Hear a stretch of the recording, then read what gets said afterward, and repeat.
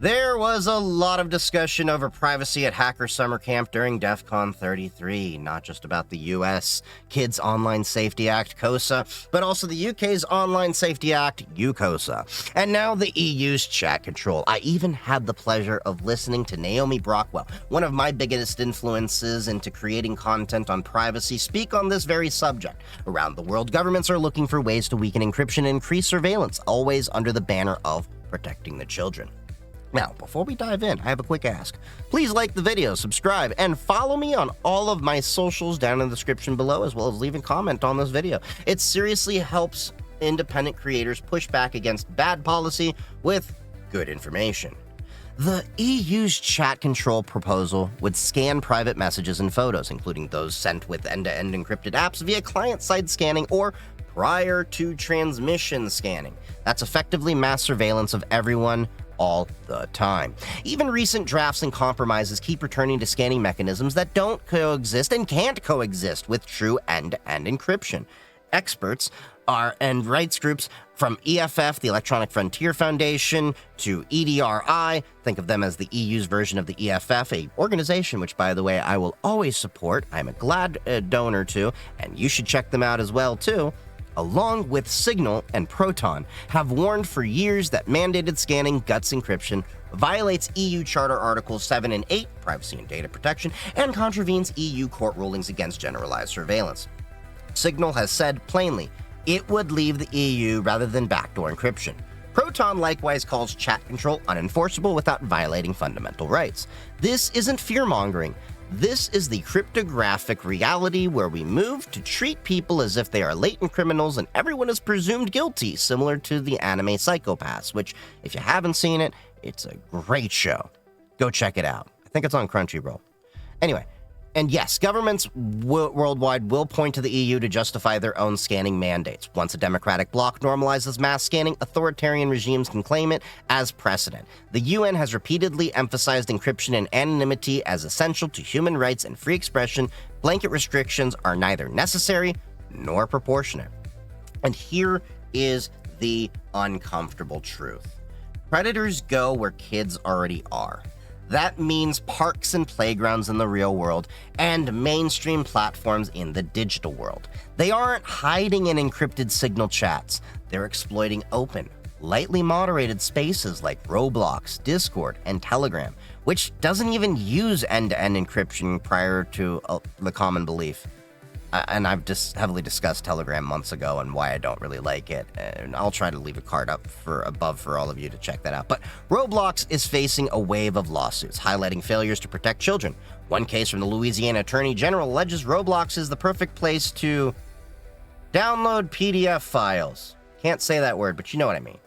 Citing lax safety measures that enabled exploitation. In another criminal case, a Galveston mother claims her daughter was groomed on Roblox before being lured to Discord where she was assaulted, despite parental controls being in place. That predator was arrested based on evidence from both platforms. Schlepp, a survivor and YouTuber known for exposing Roblox predators, was not thanked for his work. He was banned. Roblox issued a cease and desist, labeling his vigilance as dangerous behavior, and lawsuits by groups like Anapol Weiss describe how predators groom on Roblox and move victims to Discord to continue abuse. They spotlight the real harm, organically occurring in unencrypted platforms with poor moderation. But here's the kicker.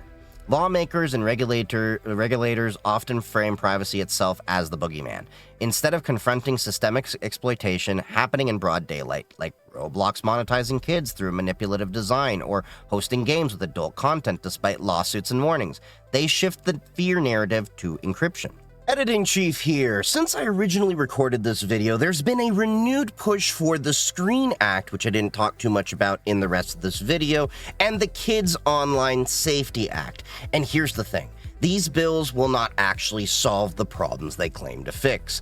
They're being pushed by out-of-touch politicians who don't understand how the internet works, and instead of making children safer, they're just opening the door to mass censorship. The Screen Act in particular would require ID verification for adult content websites in the name of protecting kids. Not really relevant to Roblox, is it now?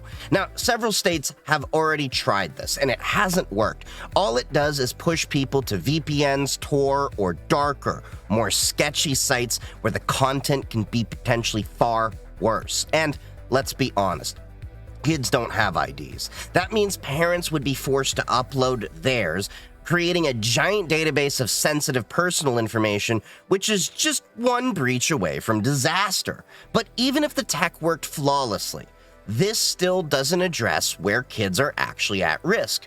Groomers don't hide in the shadows of the darknet.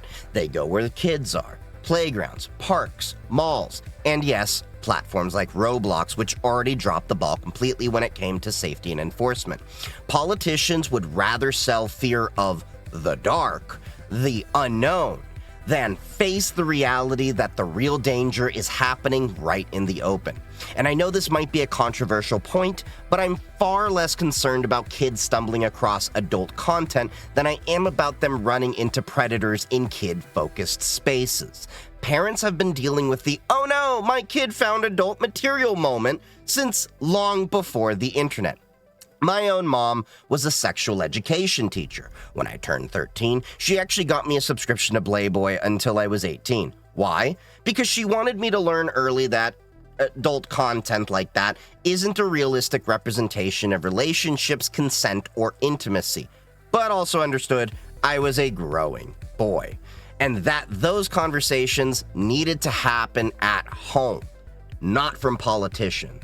If a kid stumbles across adult content, that can be corrected with a conversation about context and expectations. But if a kid runs into a groomer while parents bury their heads in the sand, pretending the risks don't exist, the consequences can be devastating. At the end of the day, it's not the government's job to raise kids. It's the parents. And all of these bills do just is create more censorship, more surveillance, and more risk, while failing to actually protect children where they're most vulnerable. Now, let's get back to the rest of the video. And yes, we need a little perspective about the, quote, dark, end quote. As a society, we've always feared the dark because it represents the unknown. From childhood ghost stories to today's media panics, boogeymen thrive in the shadows of ignorance. The darknet has become one of those modern myths, a convenient villain full of horror stories, many of them exaggerated or outright fabricated by people who profit off fear and naivete. But here's the truth. While there are bad things on the darknet, far worse happens on the clearnet every single day, right out in the open. Human trafficking rings, child exploitation, scams, and corporate abuses aren't tucked away in some hidden corner of the web. They're often hiding in plain sight, under bright sunlight, and sometimes even backed by venture capital. Privacy isn't dangerous. Privacy isn't suspicious. Privacy is just basic human rights and dignity. Do we judge people for closing the bathroom door? For parking somewhere private for an intimate moment with their significant other? Of course not. The real danger isn't the dark. It's pretending the daylight is safe just because it's visible. And this debate, this whole thing, isn't new. In the 1990s, the US pushed the Clipper chip, the escrowed encryption standard, also known as FIPS 185, so the government could decrypt communications when needed. Cryptographers quickly found serious flaws. The idea collapsed, and NIST later withdrew FIPS 185 entirely. This is why exceptional access sets off alarms amongst us security pros. We tried it. It failed. Security researchers also documented why key escrow is inherently risky. Any recovery mechanism creates new attack surfaces and governance problems that are ripe for abuse or failure. The TLDR has not changed since the 90s. You cannot build a backdoor only the good guys can use. Fast forward to 2015, the Encryption Manhattan Project idea surfaced in US politics, famously floated by Hillary Clinton, and was met with the same pushback from the InfoSec community, because the math hasn't changed. Ironic for a person with a private email server they couldn't properly secure is weighing in on encryption, but I digress.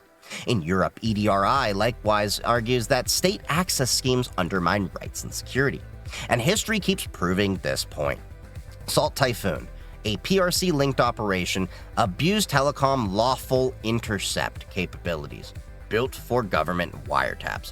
While infiltrating U.S. carriers in the aftermath, U.S. officials and COSA, as well as FBI guidance, urged the use of end-to-end encrypted apps for sensitive comms. The very same apps the FBI said were bad and protecting criminals. And the whole idea around the misguided approach of if you have nothing to fear, you have nothing to hide. An implicit admission that backdoors make everyone else less safe. The lesson here: key escrow / backdoors weaken security for everyone, including the very children we're trying to protect.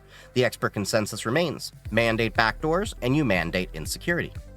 The UK's Online Safety Act, which I have discussed prior in another video you can see in the card above, empowers Ofcom to demand scanning and imposes massive penalties for non-compliance. Ministers said they'd only require message scanning when technically feasible, but the only feasible path is client-side scanning, which breaks end-to-end encryption. That's not a technical nit, it's Security 101.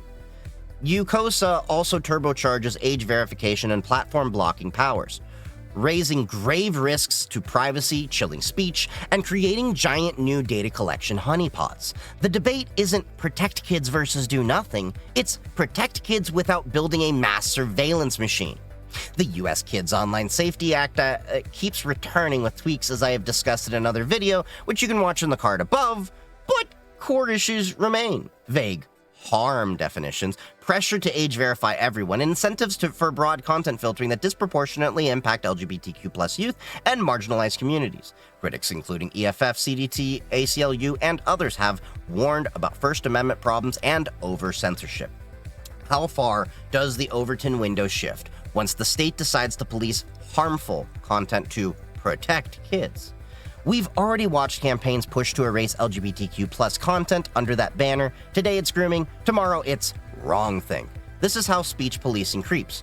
And just because you think that your side is in power right now, doesn't mean the other side can't come in and use those same powers they have granted themselves to then police what they think is wrong thing. Think about it.